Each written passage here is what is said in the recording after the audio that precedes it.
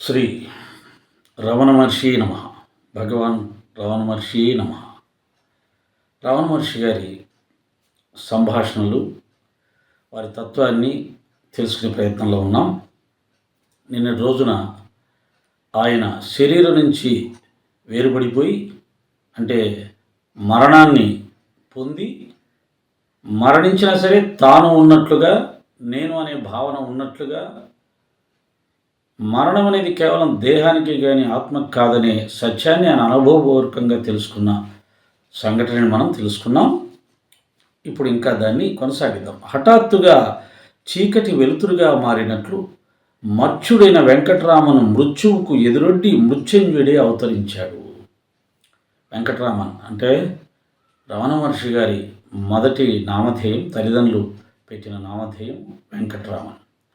హఠాత్తుగా ఈ పరిణామం జరిగింది. నేను చనిపోతున్నాను, ఇదేంటి చనిపోతున్నాను అని అనుకుంటూ ఉండగానే చనిపోయాడు. శరీరం నుంచి వేరుపడ్డాడు.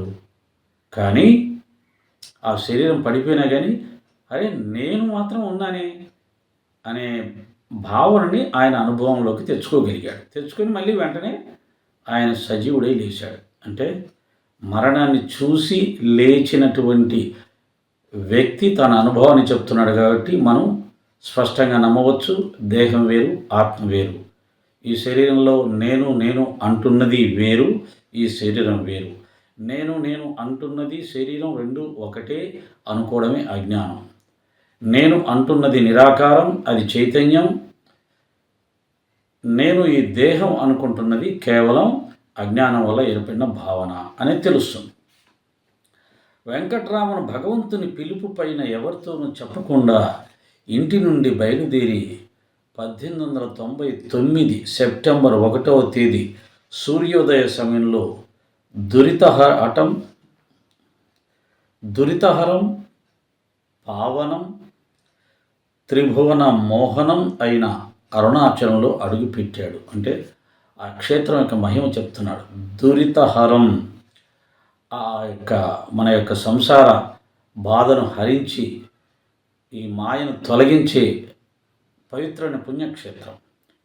పావనం, పరమపావనమైనటువంటిది. ఆ ప్రాంతంలో ఉంటే పాప ఆలోచనలు, పాపం అనేది దరిగి చేరవు.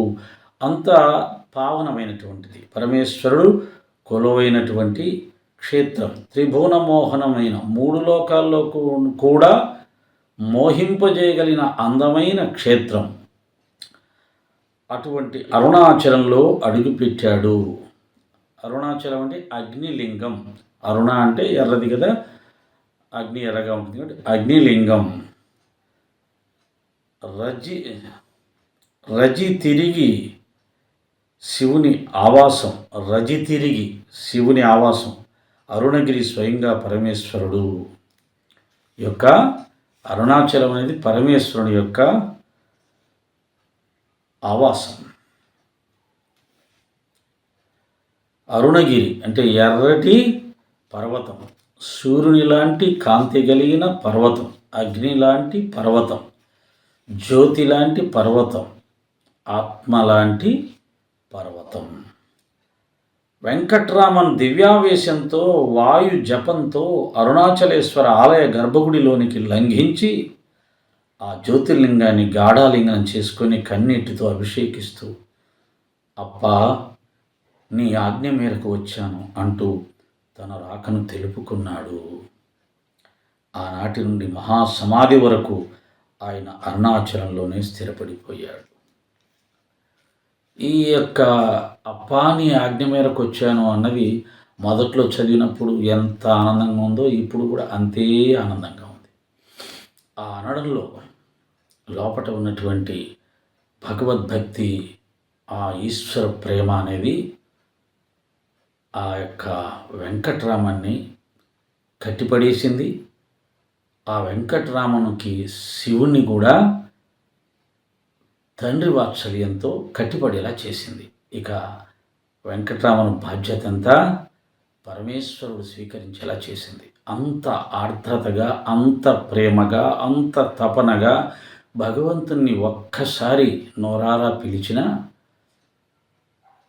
నిన్న రామకృష్ణ పరమహంస గారు చెప్పినట్టుగా అష్టసాత్వికల భావాలు ప్రతి ఒక్కరికి వస్తాయి. అదే ఆత్మానుభూతి. ఒక నామం పలకగానే ఒళ్ళంతా జలధరించి ఆనంద బాష్పాలు వచ్చేస్తే అది కదా ప్రేమ అంటే, అది కదా భక్తి అంటే, అది కదా సాత్వికత అంటే. ఆ స్థితిని భక్తుడు ఎప్పుడు అనుభవిస్తూ ఉంటాడు. పూర్వజన్మలో అనేక జన్మల్లో చేసిన సాధన ఫలితంగా అటువంటి స్థితి లభిస్తుంది. వెంకట్రామన్ గుడిలో, గుహలలో, చెట్ల క్రింద, ఎండలో, వానలో, చలిలో, రాత్రి పగళ్ళు, సంవత్సరాలకు సంవత్సరాలు మహోగ్రమైన తపస్సులో, సమాధిలో మునిగిపోయారు. భగవంతుని మీద అటువంటి అవ్యాజమైన ప్రేమ కలిగిన వాళ్ళు ఇక లౌకిక ప్రపంచంలో జీవించలేరు, లౌకికులతో జీవించలేరు. ఒంటరితనాన్ని కోరుకుంటారు. ఆ ఒంటరితనాన్ని ఎందుకు కోరుకుంటారంటే ఏమీ లేని చోట మాత్రమే భగవదనుభూతి లభిస్తుంది కాబట్టి, ఆ భగవదనుభూతి అన్నిటికంటే గొప్ప ఆనందం కాబట్టి ఏమీ లేని చోటు కోసం తాపత్రయపడుతూ ఆయనతో అనుసంధానమై ఆ దివ్యానందాన్ని పొందడానికి ప్రయత్నం చేస్తారు. ఏమీ లేని చోట మనం ఇష్టమైన దాన్ని అనుభవిస్తూ ఉంటాం. ఏమీ లేని చోట మనకి ఏదైనా ఇష్టమైతే రహస్యంగా అక్కడికి వెళ్ళి ఎవరూ లేనప్పుడు దాన్ని అనుభవిస్తాం. అది తిండి కావచ్చు, దాచిపెట్టుకున్న డబ్బు కావచ్చు, బంగారం కావచ్చు, లేక మరొకటి ఏదైనా కావచ్చు. ఎవరికైనా పంచటానికి ఇష్టం ఉండదు, మనం ఎక్కువగా ఇష్టపడేదాన్ని. కాబట్టి ఎక్కువగా ఇష్టపడేదాన్ని ఏకాంతంగా ఏ విధంగా అయితే అనుభవిస్తాడో ఇంద్రియ సుఖాలు మానవుడు, వాటికంటే కోటాను కోట్ల రెట్లు ఆనందాన్ని ఇచ్చే పరమాత్మ నువ్వు ఏమీ లేని చోట నీకు లభిస్తాను, ఏమీ లేని చోట, ఎవరూ లేని చోట, ఏమీ వద్దనుకున్నప్పుడు లభిస్తాను అని చెప్పినప్పుడు మనం ఆ విధంగానే ఆయన పొందాలి తప్ప వేరే విధంగా అవకాశం లేదు. అందుకనే సాధకులందరూ ఏకాంతంలోనే ఉంటారు. తపస్సులో సమాధిలో మునిగిపోయాడు. జీవితమే సమాధి అయింది. ఏ జీవితం సమాధి అయింది? భౌతిక జీవితం సమాధి అయింది. చాలామంది గొప్ప గొప్ప వాళ్ళు ధ్యానం చేస్తుంటారు. ఎప్పుడు సమాధి చెందుతారు? వాళ్ళు ధ్యానంలో కూర్చొని 1 గంట 2 గంటలు అయ్యి కొద్దిగా సమాధి స్థితిలోకి వెళ్ళినట్టు మళ్ళీ బయటకు వచ్చి ఎక్కడ నా వ్యాపారం, ఎక్కడ నా లాభం, ఎక్కడ మన వ్యవహారాలు ఎక్కడ జరపాలి, ఎక్కడ సత్సంగాలు చేయాలి, ఎక్కడ ఇంకో రకరకాల విషయాలు మనం చేయాల్సినవి ఉన్నాయి అని వాటి చుట్టూ తిరుగుతారు. కానీ రమణ మహర్షి గారు జీవితాన్ని సమాధి చేశారు. అంటే మనం ఇప్పుడు చెప్పిన ఆ ప్రాపంచిక జీవితాన్ని సమాధి చేశారు. అందుకే ఆయనకి సహజ ధ్యానం అప్పింది. ప్రపంచాన్ని, ప్రపంచ వ్యవహారాల్ని, ప్రపంచంలో ఉన్నటువంటి ఇష్టాయిష్టాల్ని, సమస్తాల్ని ఎవరైతే సమాధి చేస్తారో వారికి త్రిగుణ రాహిత్య స్థితి లభిస్తుంది. ఆ స్థితిలో వారు పొందేదే నిజమైన శాశ్వతమైన సమాధి. అదే సహజ ధ్యానం, సహజ జ్ఞానం. ప్రపంచంలో ఉన్న ప్రతి ఒక్కదాన్ని వదులుకున్నప్పుడు మాత్రమే నీకు సహజగా జ్ఞానం లభిస్తుంది, ఆత్మజ్ఞానం లభిస్తుంది. ప్రతి ఒక్కటి కొన్ని పెట్టుకొని కొన్ని మాత్రం వదులుతానంటే కుదరదు. అసలు కొన్ని కూడా వదలలేని వాళ్ళు కూడా ఆత్మజ్ఞానం పొందినట్టుగా చెప్పుకుంటూ తిరిగే వాళ్ళు చాలామంది ఉంటారు, ఏమీ వదలకుండానే. కానీ ఆత్మజ్ఞానం పొందటం అనేది ఎప్పుడు లభిస్తుందంటే అన్నీ A to Z, ఏ ఒక్కటి కూడా మినహాయింపు లేదు. అను మాత్రం నీలో ప్రాపంచికంలో సంబంధించిన వ్యక్తుల గురించి కానీ, సంఘటనల గురించి కానీ, నువ్వు సంపాదించిన దాని గురించి కానీ ఏదైనా సరే 1% నీ మనసులో దాని మీద ఇష్టం ఉన్న ఆలోచన ఉన్నా అక్కడ ఆత్మజ్ఞానం లేదు. అదే సాయిబాబా గారు చెప్పింది, పాండురంగడు పారుబోతూ తస్మాత్ జాగ్రత్త, మేకు పెట్టి గట్టిగా పట్టి ఉంచు. అది మన సంకల్ప బలం మీద ఉంటుంది, త్యాగం మీద ఉంటుంది. గీత మొత్తం త్యాగం అని నేర్పిస్తుంది. అన్నిటినీ త్యాగం చేసిన వాడికే ఆత్మ లభిస్తుంది. 1907లో మహాకవి మంత్రసిద్ధుడు శ్రీ కావ్యకంఠ గణపతి ముని వచ్చి బ్రాహ్మణ స్వామి పాదాలు పట్టుకొని సమస్త శాస్త్రాలను మధించాను, సంతృప్తిగా తపస్సు చేశాను, అయినా నాకు శాంతి లభించలేదు.